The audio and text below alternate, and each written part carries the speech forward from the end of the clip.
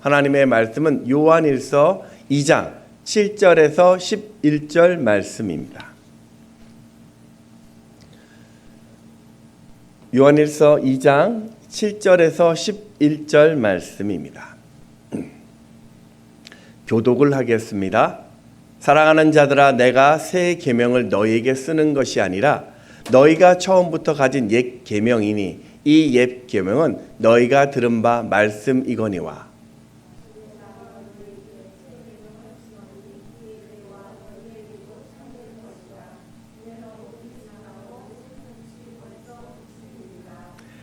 빛 가운데 있다 하면서 그 형제를 미워하는 자는 지금까지 어둠에 있는 자요.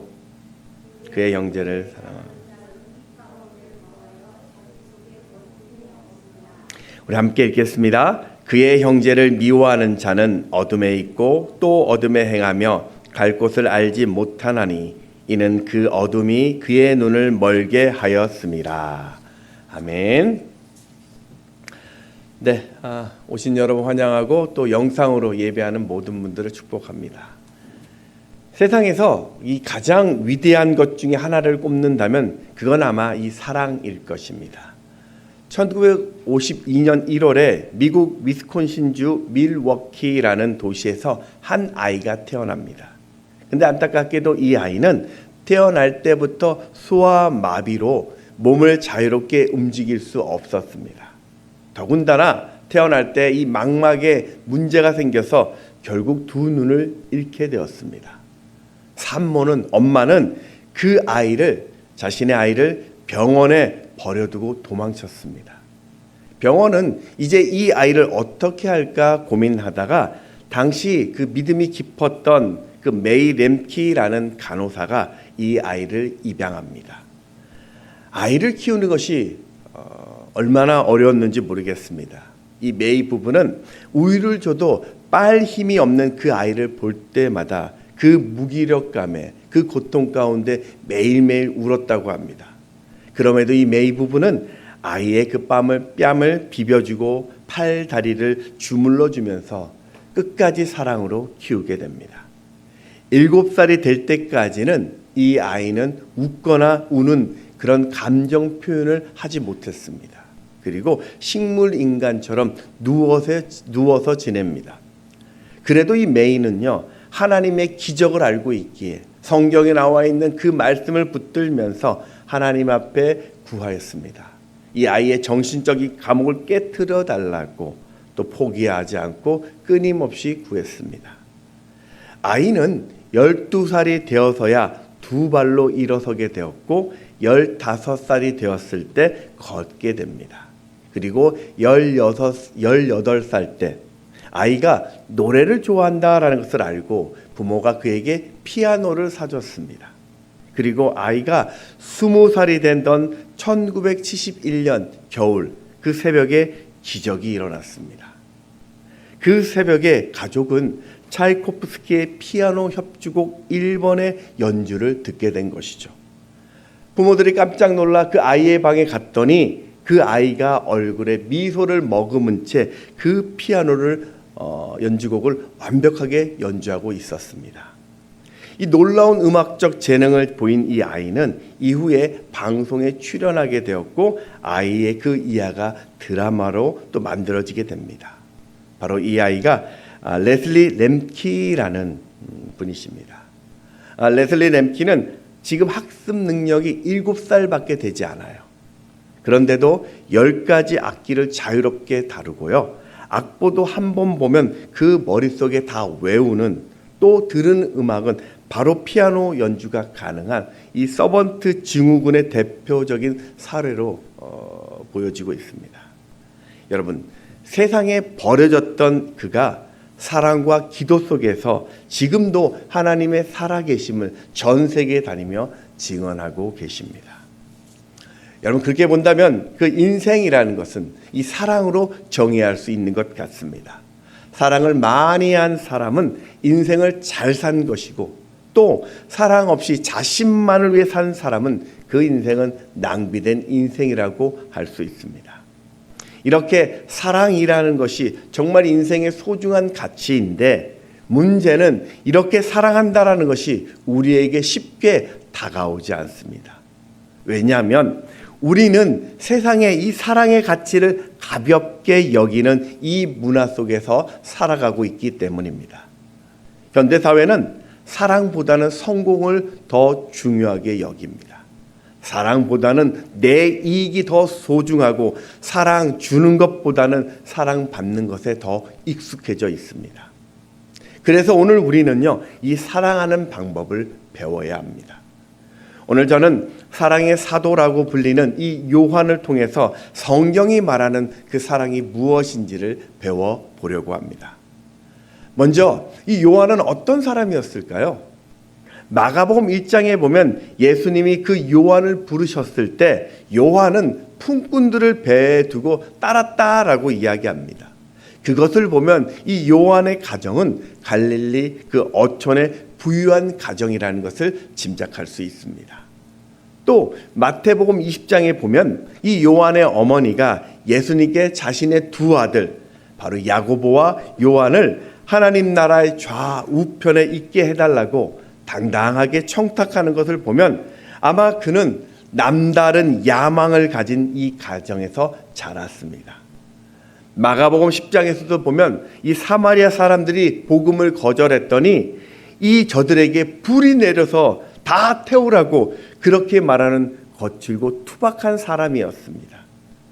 이처럼 요한은 야망도 있었고 자신과 생각이 다르면 시기와 질투를 하는 거칠고 불같은 성격을 가진 사람이었습니다.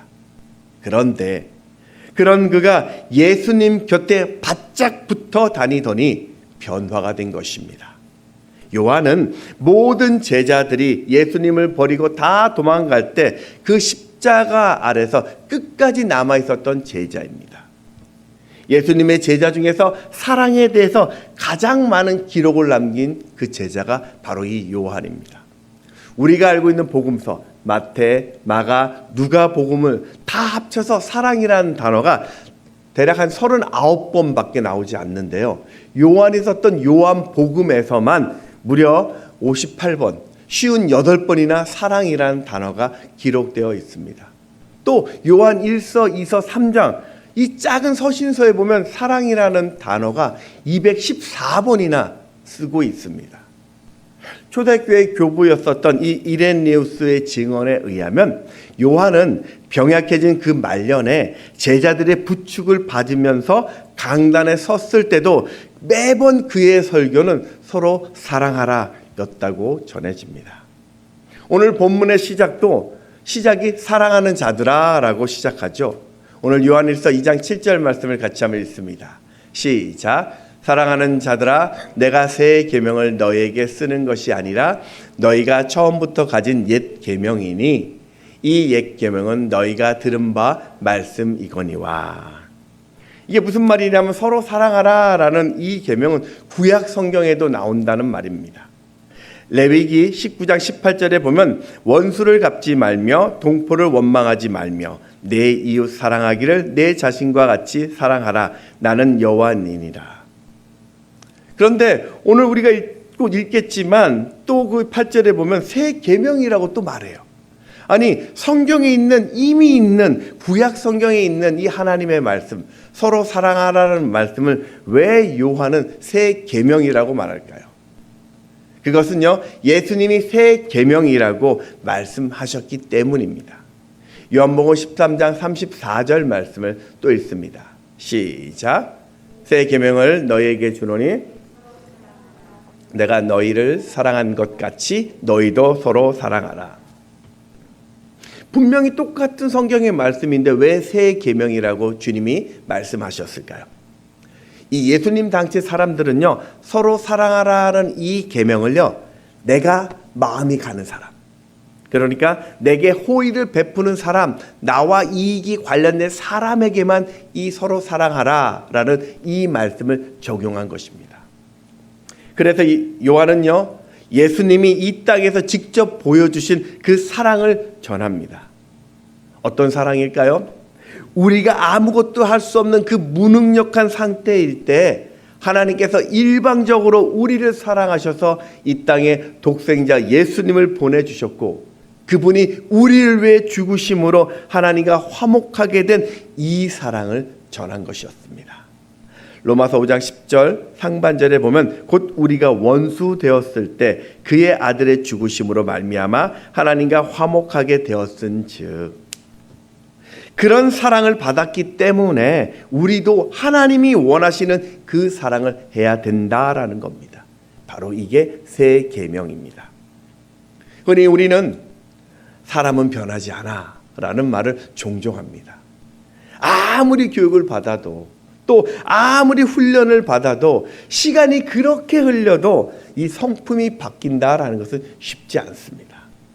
맞습니다, 여러분. 우리 힘으로 안 변합니다. 저도 보니까요, 얼마나 고집이 센지 잘 안 변해요. 그런데 오늘 요한이 변한 것을 보면 그가 하나님 안에 있으면 하나님이 하신다라는 겁니다. 그렇기 때문에 오늘 우리에게도 희망은 있는 것입니다. 우리 좀 멀리 떨어져 있지만 우리 옆에 계신 분들과 이렇게 한번 인사했으면 좋겠습니다. 당신은 사랑의 사람입니다. 한번 해주십시오. 당신은 사랑의 사람입니다. 네, 사랑의 사람이에요. 혹시 우리 마음에 그런 마음이 있습니까? 아유, 내가 바뀔 수 있을까? 저 사람이 바뀔 수 있을까? 혹시 그런 의심이 든다 할지라도 하나님이 하시면 되는 거예요. 그러니까 그 믿음으로 좀 선포했으면 좋겠습니다. 자, 오늘 저는 본문을 통해서 두 가지 교훈을 좀 찾아보려고 합니다. 첫 번째 교훈은 사랑함으로 빛에 거하라 하는 것입니다. 하나님이 태초에 제일 먼저 하셨던 말씀이 무엇일까요?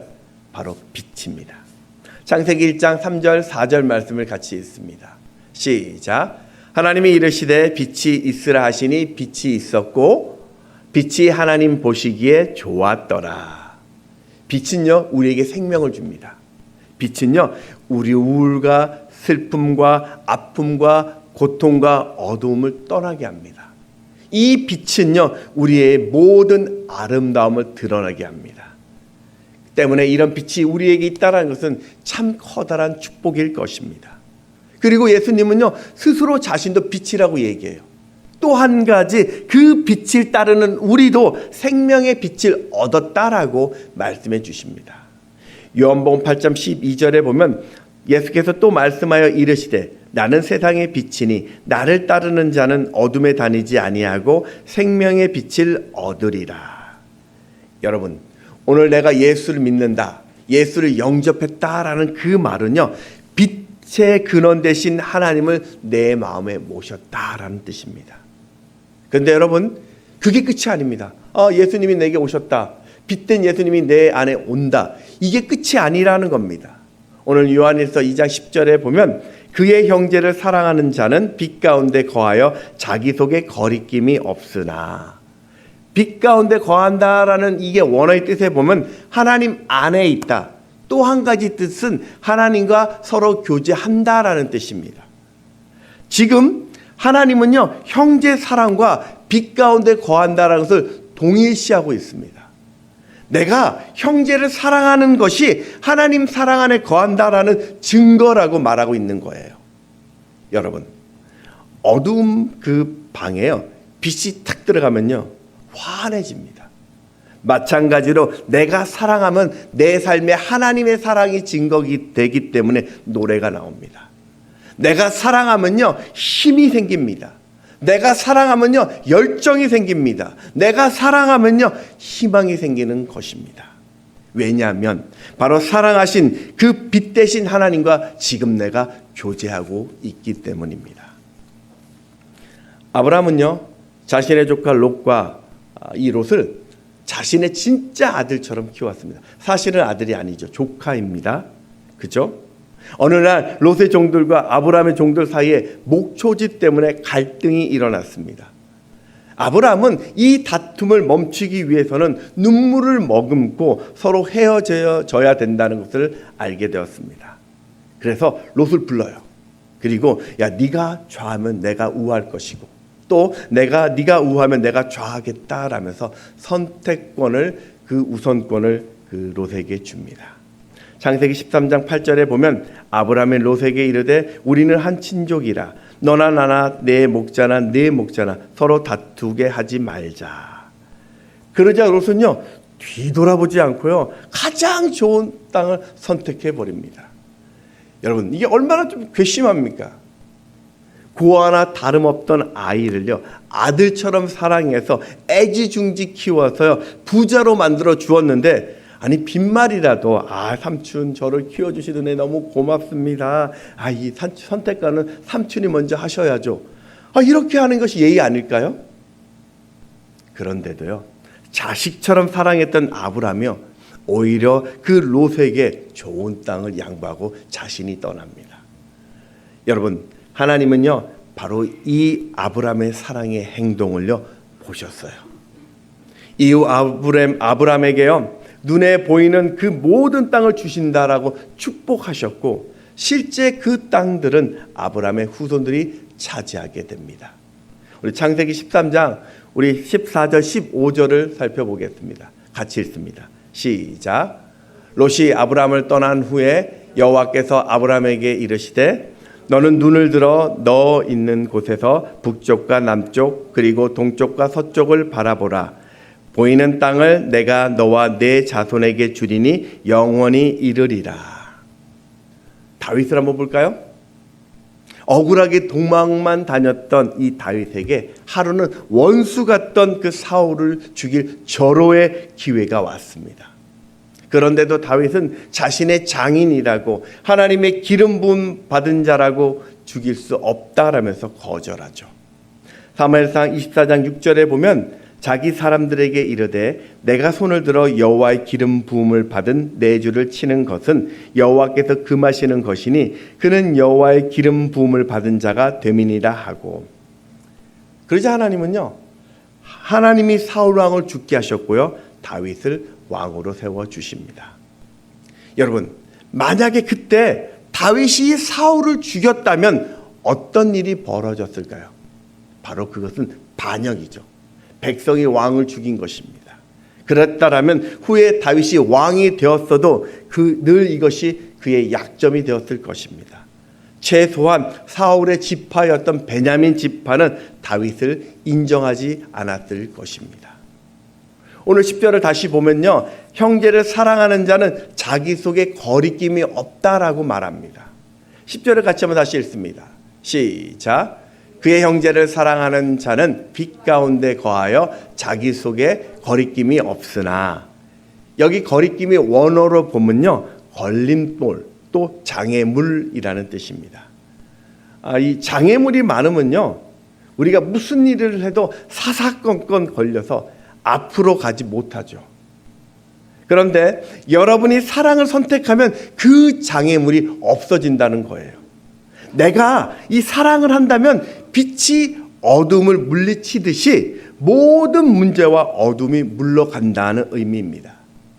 이 주님과 차 한 잔을이라는 책에 나온 이야기입니다. 이 어떤 탁월한 분석력과 판단력을 소유한 사람이 있었대요. 이 사람들은 사람들의 그 성격이나 약점을 꿰뚫어 보고 야 너는 이것이 문제야. 너는 이래서 안 되는 거야. 너는 이것 때문에 망하는 거야. 이렇게 사람들에게 적나라하게 다 들려줬대요. 이 이야기를 들었던 한 사람이 다시 그 사람이 묻습니다. 그래서 사람들이 당신을 좋아합니까? 라고 물었대요. 그랬더니 이 사람이 대답을 하지 못했대요. 그 상대방이 다시 한번 또 질문합니다. 그래서 당신은 행복합니까? 그랬더니 역시 이 사람이 답을 못했대요. 이 책은 사람들은 옳고 그름 따지기를 좋아한다라는 겁니다. 그게 상대에게 큰 도움이 될 거라고 믿는다는 것입니다. 그런데 사실은 모든 사람들은 그런 논리적인 지적을 받는 것보다는 나를 이해해주고 따뜻하게 감싸주고 사랑해주기를 기대한다는 것입니다. 여러분, 사랑은요, 그런 옳고 그름을 뛰어넘습니다. 사랑은요, 어떤 이성과 이해를 뛰어넘는 것입니다. 그래서 사랑이 가득한 자는요, 어떤 어려움도 이겨냅니다. 사랑이 가득한 자는요, 그 어려움 속에서 기쁨이 샘솟게 됩니다.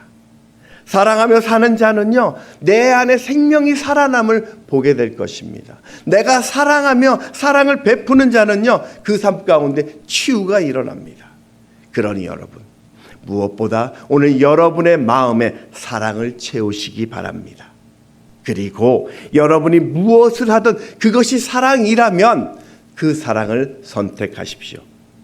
그것이 빛 가운데 사는 것이고 인생 최고의 선택이 될 것입니다. 자, 두 번째 교훈은요, 미워하지 마시고 격려하는 자가 되어야 합니다.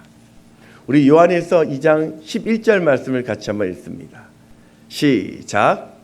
그의 형제를 미워하는 자는 어둠에 있고 또 어둠에 행하며 갈 곳을 알지 못하나니 이는 그 어둠이 그의 눈을 멀게 하였음이라. 조금 더운 것 같은데 좀 커질까요?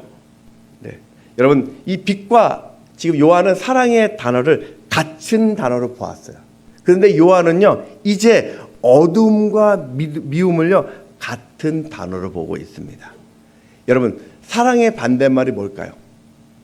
물어보니까 안 사랑? 네, 그런 거 말고요. 사랑하지 않는다. 사랑의 반대말이 사랑하지 않는다가 아니라 미워한다라고 이야기합니다. 미움의 원어적인 뜻을 보니까요, 싫어하다라는 뜻뿐만 아니라 조금 사랑한다라는 뜻이 있습니다. 저도 주석을 보면 좀 알았는데요. 여러분, 조금 사랑한다라는 뜻이 뭘까요?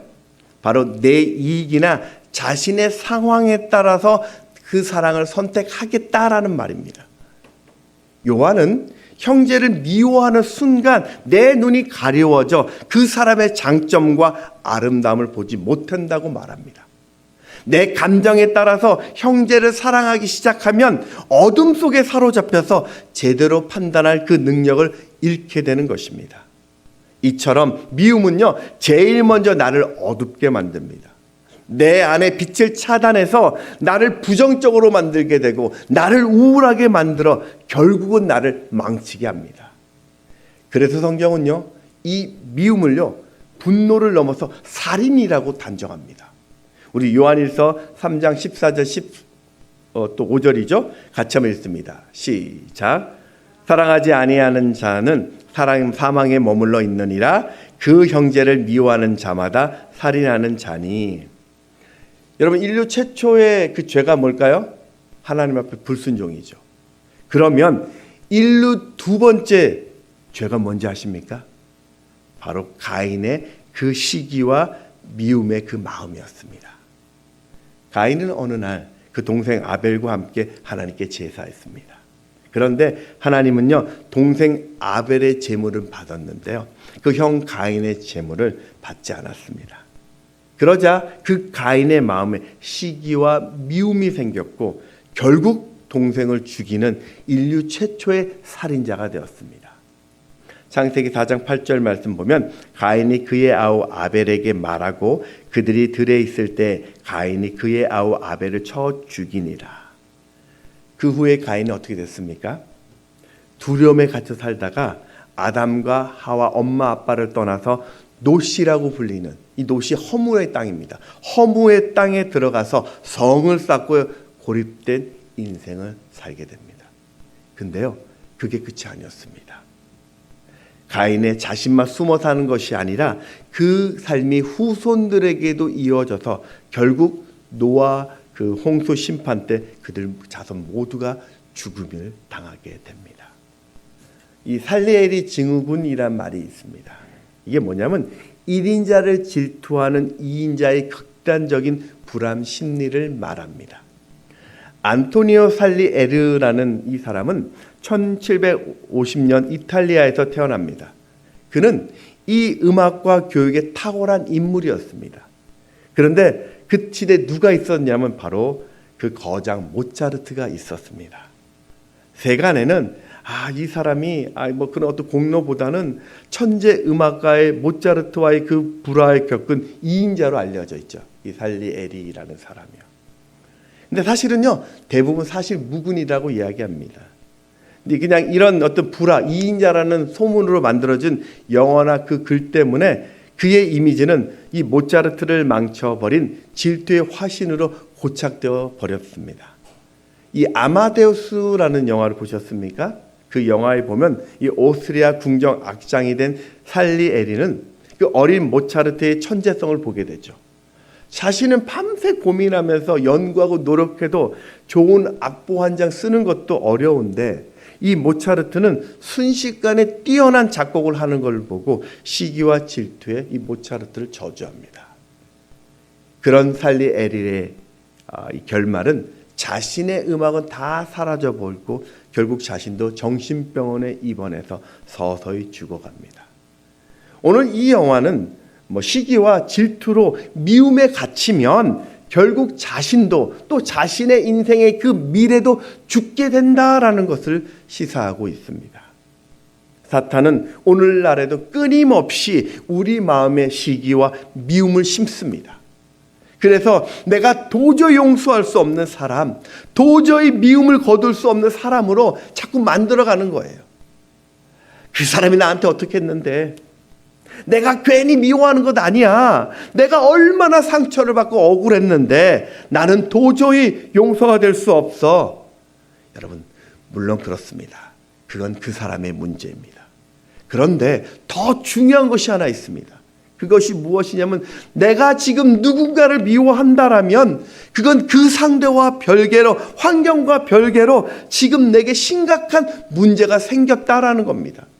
무슨 문제입니까?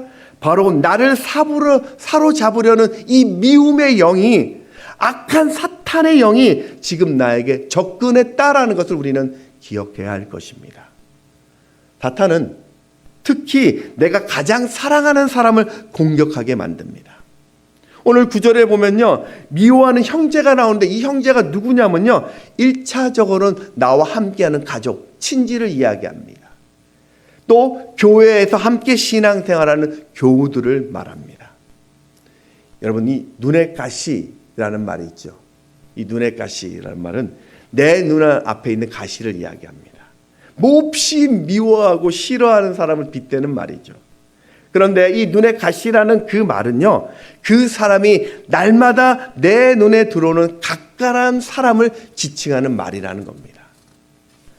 또 이런 그 속담 아십니까? 때리는 시어머니보다 말리는 시누이가 더 밉다라는 말이 있습니다. 또 사촌이 땅을 사면 배가 아프다라는 속담이 있습니다. 잘 보십시오. 이것도요, 가까운 가족이나 내 주변에 친한 친지를 두고 그 관계를 이야기하는 겁니다. 여러분, 사촌이 땅을 샀습니까? 배 아파하지 마시고요, 그냥 축하해 주세요. 너무 미워하지 마시고요, 겸손하게 그 비법을 가르쳐 달라고 오히려 구하십시오. 혹시 내 가까운 사람에게 아직도 상한 마음이 있다면, 미움의 감정이 사라지지 않는다면, 여러분, 좀 나를 위해서 이번 명절에는 그 예수의 말씀에 순종하는 마음으로 사랑한다라고 그 한번 전해보시기 바랍니다.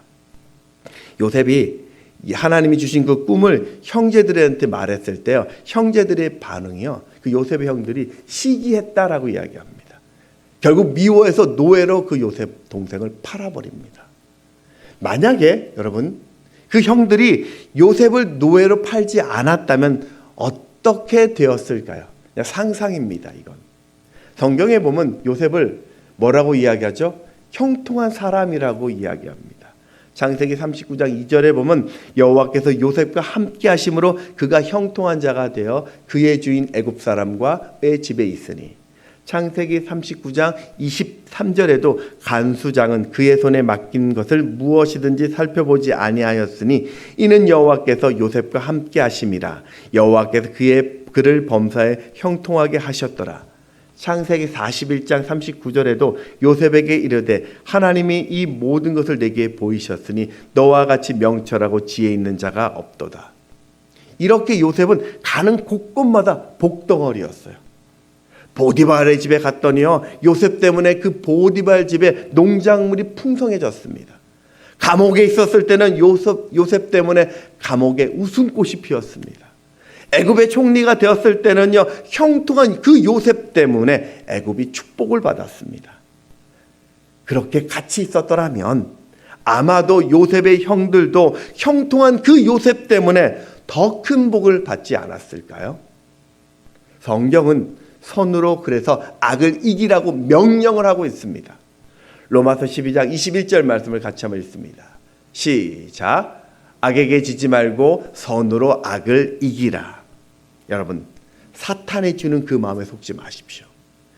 여러분 마음에 있는 그 미움을 버리시기 바랍니다.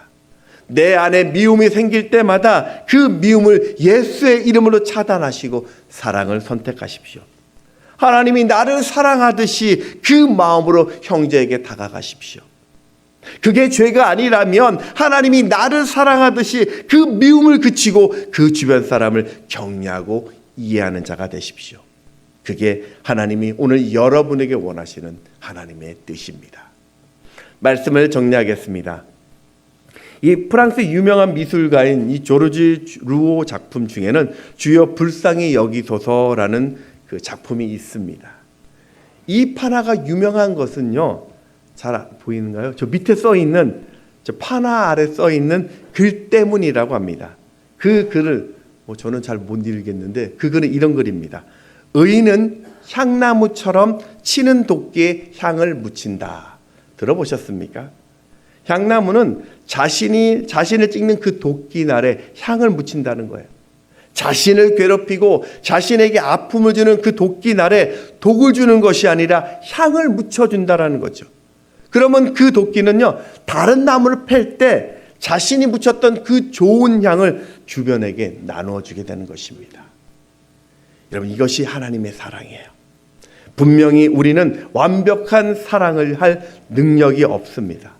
그래서 우리의 가슴에는 나에게 베푸신 하나님의 뜨거운 사랑을요, 먼저 경험해야 합니다. 갈라디아서 2장 20절 말씀을 같이 읽습니다. 띄워줄까요? 자, 내가 그리스도와 함께 십자가에 못 박혔나니 그런즉 이제는 내가 사는 것이 아니요 오직 내 안에 그리스도께서 사시는 것이라. 이제 내가 육체 가운데 사는 것은 나를 사랑하사 나를 위하여 자기 자신을 버리신 하나님의 아들을 믿는 믿음 안에서 사는 것이라. 여러분, 하나님이 내게 주셨던 그 작은 사랑부터, 그것부터 나누어 보십시오. 마치 달이 태양의 빛을 충분히 받을 때 그 빛을 반사하여 어두운 밤을 환하게 비추는 것처럼 내가 받은 하나님의 사랑을요, 나눌 때 세상에 그 빛을 비출 수 있습니다. 그러니 여러분, 사랑을 미루지 마십시오. 여러분 사랑하기에 가장 좋은 때는요, 바로 지금입니다. 대상을 가리지 마시고요, 때를 가리지 마시고 내 유익을 구하지 마시고 오직 하나님을 사랑하는 마음으로 사랑해 보십시오.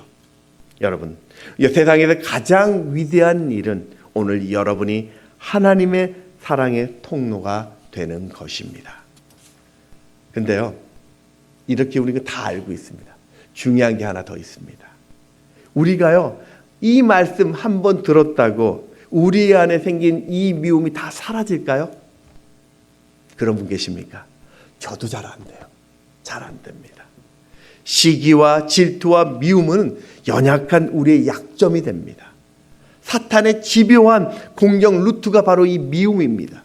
그래서 나를 의지하는 것이 아니라 우리의 연약함을 도우시는 성령님을 의지해야만 되는 것입니다. 오늘 로마서 8장 26절 말씀을 같이 한번 읽습니다. 시작. 이와 같이 성령도 우리의 연약함을 도우시나니 우리는 마땅히 기도할 바를 알지 못하니 오직 성령이 말할 수 없는 탄식으로 우리를 위하여 친히 간구하시니라. 앞서 요한이 어떻게 사랑의 사도가 되었다고 했죠? 갈라디아서 5장 22절에 보면 오직 성령의 열매는 사랑과 라고 하죠. 이 사랑이 성령의 열매라는 것입니다. 그리스도인들이 끝까지 사랑할 수 있는 비결은요, 성령 충만밖에 없는 것입니다. 미운 자가 있습니까? 화가 나십니까? 상처가 되십니까? 여러분, 우리는요, 미워하며 살도록 창조된 자가 아니라는 것입니다. 그러니 미움이 들어올 때마다 성령님께 도와달라고 구하십시오.